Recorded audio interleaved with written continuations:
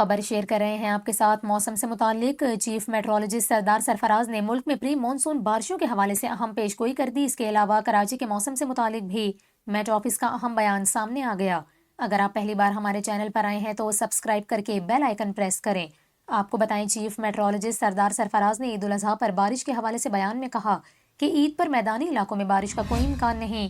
19 جون کے بعد ملک میں پری مونسون بارشوں کا امکان ہے اور اس سال معمول سے زیادہ بارش ہونے کی توقع کی جا رہی ہے۔ دوسری جانب محکمہ موسمیات کا یہ کہنا ہے کہ کراچی کا آج کم سے کم درجہ حرارت 29 ڈگری سینٹی گریڈ ریکارڈ کیا گیا، جبکہ زیادہ سے زیادہ درجہ حرارت 35 سے 37 ڈگری سینٹی گریڈ تک جانے کا امکان ہے۔ ہوا میں نمی کا تناسب 72% رہا اور جنوب مغرب اور مغرب سے ہوائیں چل رہی ہیں۔ محکمہ موسمیات کے مطابق آئندہ 24 گھنٹوں کے دوران کراچی کا موسم گرم اور مرطوب رہنے کا امکان ہے۔ اس کے علاوہ ملک کے بیشتر علاقوں میں بھی آئندہ 24 گھنٹوں کے دوران موسم گرم اور خشک رہے گا۔